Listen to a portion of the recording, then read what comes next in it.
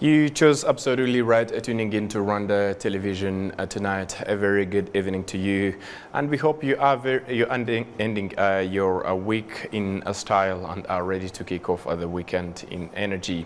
And welcome to tonight's edition. And as we kick it off, the report of the observers of the National Consultative Forum of Political Organizations here in Rwanda demonstrates that Rwanda's presidential and parliamentary elections went safely and fairly. The National Consultative Forum of Political Organizations, NFPO, deployed 99 observers from 11 political parties in all 30 districts in the country. These observers analyzed how the presidential and parliamentary elections were prepared in terms of electoral sites, equipment timely arrival, participation of voters, and if terms and conditions are applied, and more. The NFPO spokesperson, Honorable Mukama Abbas, reiterates that the observers found the election safely and fairly conducted. The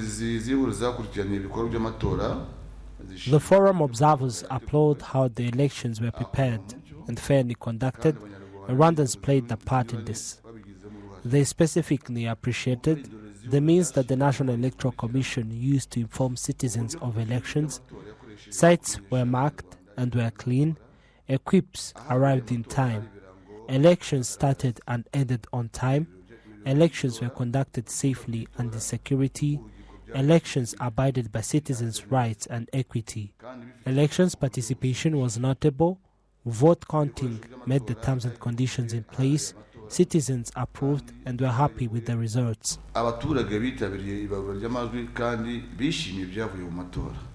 Nevertheless, there were challenges noted, especially on voting lists. But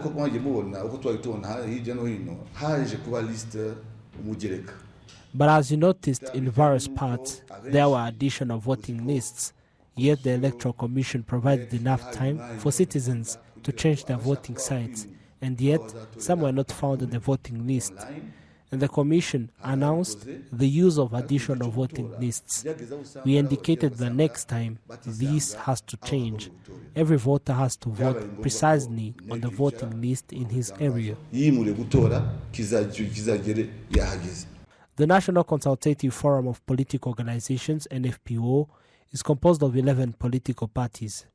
The forum applauds Rwandans' role in conducting safe presidential and parliamentary elections, a testament of a democracy Rwandans chose. The National Commission for Human Rights has announced that they just concluded presidential and parliamentary elections here in Rwanda went well in general. The Commission's officials have concluded that right from the time the candidates submitted their candidatures to the National Electoral Commission until the results were announced, all human rights were respected. The National Commission for Human Rights dispatched 40 observers countrywide, and their observations confirmed that the elections were conducted in transparent, free and secure atmosphere. The Commission has also commended the way the elections were prepared and how all polling stations were properly equipped and staffed. It has also noted that all people with the proper requirements were allowed to cast their votes, and those with disabilities or those who were unable to update their personal details on a voters list were also facilitated. Calls have been made, however, for a National Electoral Commission to ensure that in future the technology to do with people updating their personal details is perfected, because there were incidents of individuals claiming to have completed the update process and yet their names were not on the voters list of the locations that they had relocated to. Moving ahead to financial or economic matters, the governor of the Central Bank of Rwanda has noted that for the country's economy to grow as it did in the last 30 years required decisive policies that had risked the economy, or that had caused the economy to shrink by 50% in 1994. We do have the details with Serge Nore. Rwanda's economic success is not visible just in figures, impressive as they may be. You need only to speak to regular people to truly understand just how far the country has come. For instance, Former street hawkers who now have a profession and a permanent base of operations. wenda fatira kuri uru rugero niba twarabashije kuba twafata You may use this example to understand what I mean. We were able to borrow 8 million Rwandan francs to buy our tailoring machines, and now we are left with just 350,000 Rwandan francs to pay back. We would have cleared that loan sooner had it not been for the COVID-19 pandemic. How do you think we are able to do that if we're not making any money? All of that is despite the expenses of living in Kigali city, yet we even have health insurance, which is a priority.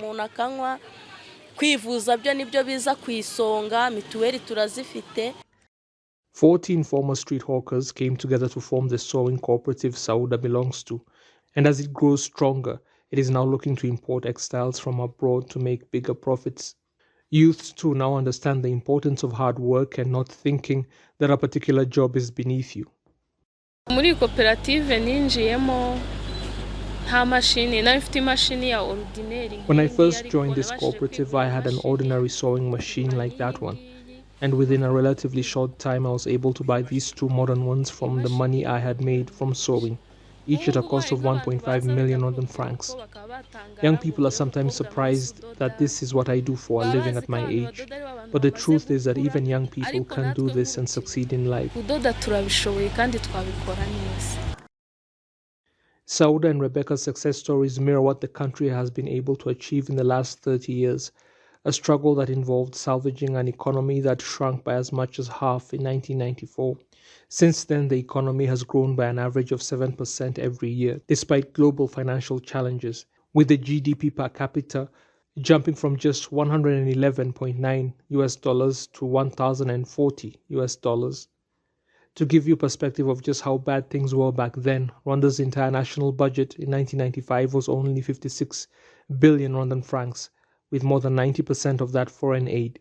In the 2018-2019 fiscal year, it was recorded at 2.4435 trillion Rwandan francs. And as for the current fiscal year of 2024-2025, the country's national budget is to be at least 5.6901 trillion Rwandan francs. 86.5% of that internally generated and loan money. None of that has happened by accident. Ni nk'imyaka 6 ya mbere kwari kugereza kuzahura igihugu kuva mu mwobo cyari cyashyizwemo.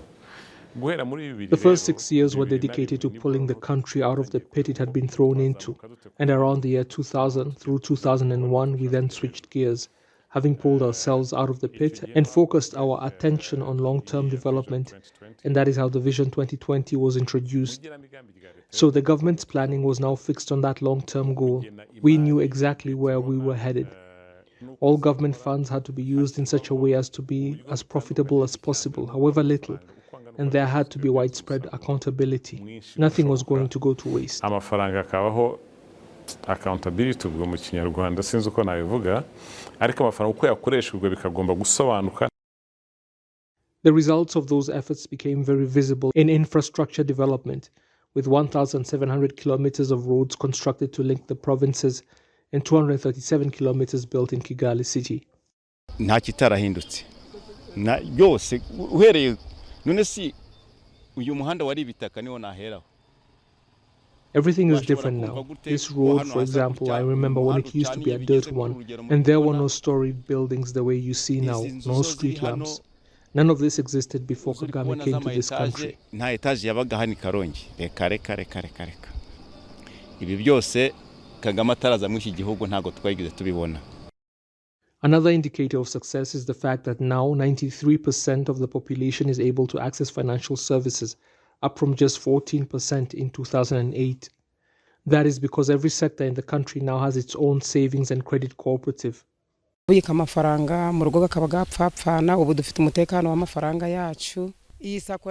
We no longer take the risk of keeping our money home, and now I can tell you that it is much safer here at this Sacco that I am grateful for. My children are getting an education, none of which would have been possible without this Sacco. I take loans here to use in my agricultural activities, growing enough for my family and to supply markets as well. I have also been able to buy lambs and a cow. Hari uturayi nasaruye I just sold a substantial number of sacks of potatoes and I deposited the money I earned. Today I deposited 700,000 Rwandan francs.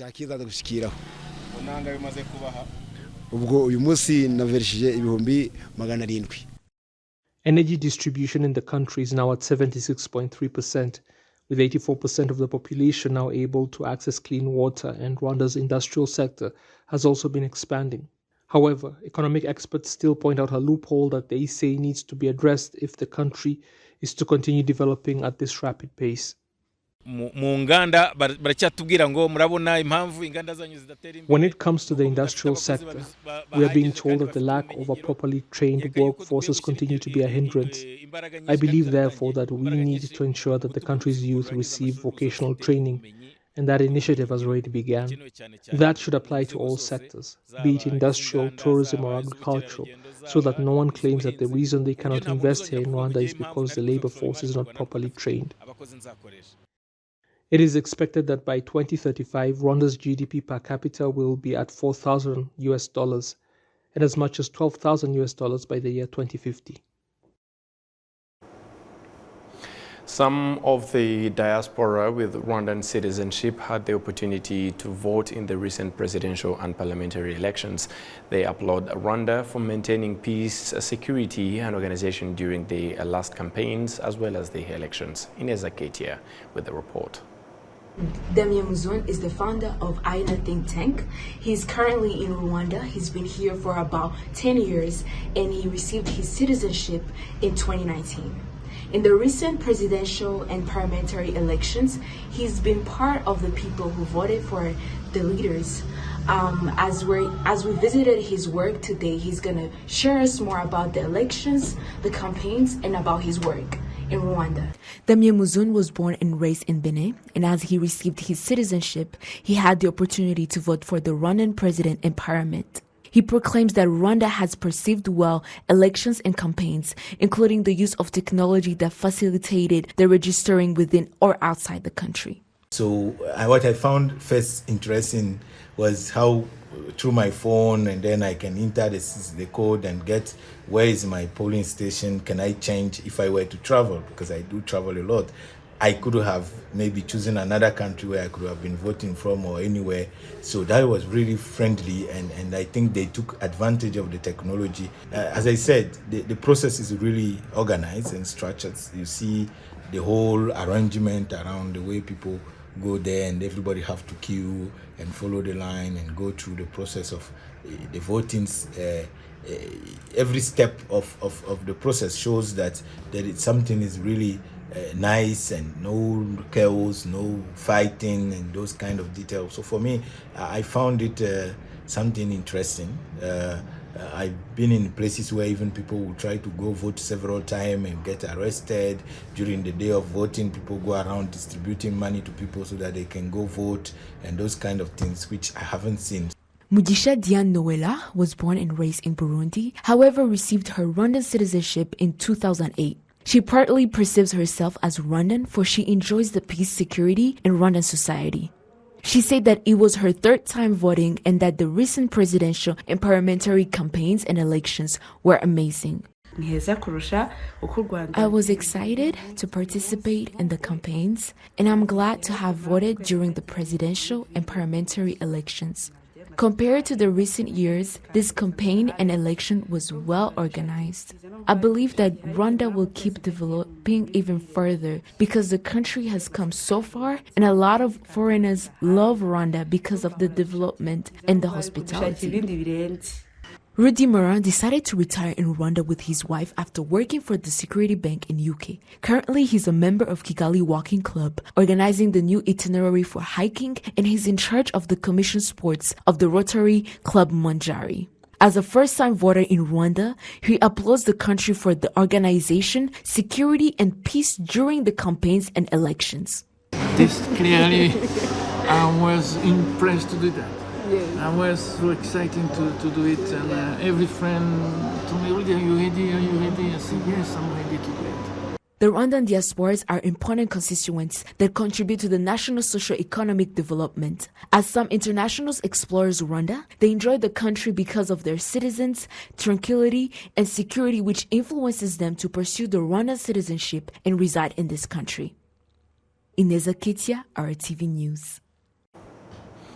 Thank you, Ketia. Moving ahead, on Friday, tour operators in Rwanda attended the launch of the coffee-based tourism project, a new attraction that has been added to Rwanda's already existing tourist attractions.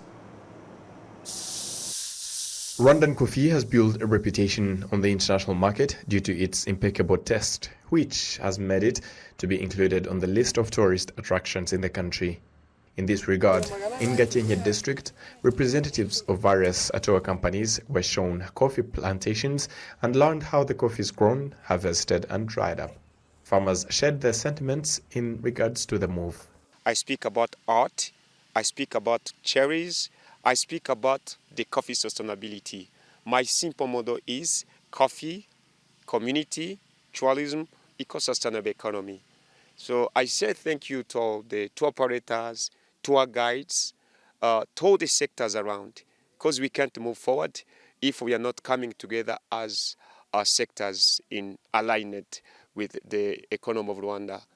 I say thank you for all the companies around you, the media that is pushing everything Rwanda are doing by their efforts.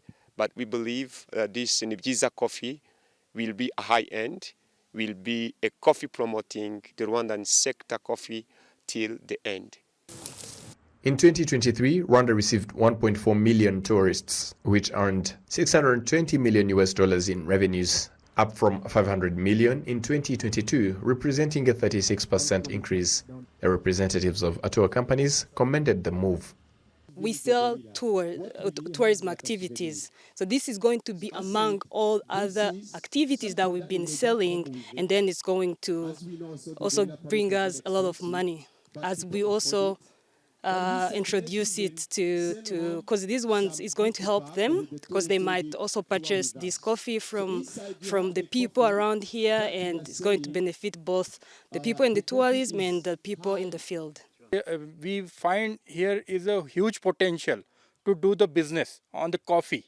Yeah, huge potential. The tourists who have interest in agricultural tourism, agro-farm, like that, here tourists can visit. Definitely we will arrange tours, and we will try to get maximum tourism attractions here, tourists attracted here. Officials at the Rwanda Tourism Chamber highlighted the significance of coffee-based tourism. This is a very beautiful place in Gakenke. That is one of the new places that this company is trying to promote for coffee tourism. This is also in line with our strategy to have community-based tourism, where we have a lot of people, the communities benefiting from tourism. So we are really encouraging this kind of initiatives. This one is by Nibyiza Tourism, but also we continue to encourage even other communities that have such kind of initiatives to bring them forward, because they complement on our tourism offerings. We've been known a lot for wildlife and national parks tourism, but today, as we have mice tourism, sports tourism, we want to have more products like this coming to complement the national parks that we have in the country. Coffee is cultivated by more than 400,000 farmers in Rwanda, producing 18 to 22,000 tons, which earned the country $87 million in the year 2023. Moving ahead, Rwanda on July 18 donated 1,000 tons of maize to Zambia, a nation that has been hit by drought, according to Rwanda's High Commission in the southern African country. Rwanda stands in solidarity with Zambia. Today, on behalf of the Rwandan government, I delivered 1,000 metric tons of relief maize to Zambia's Vice President Nalumango offering a crucial support during the severe drought. Together, we face challenges with hope and unity, Emmanuel Bujingo, the High Commissioner of Rwanda to Zambia, said in a post on his X, formerly Twitter account. On July 19, Rwanda's Minister of Foreign Affairs and International Cooperation, Olivier Nduhungirehe, posted on his X page that earlier this year, Zambia and other southern African countries were affected by severe drought, which was caused by El Nino weather phenomenon aggravated by climate change. This natural disaster affected 84 out of 116 districts in Zambia, he added.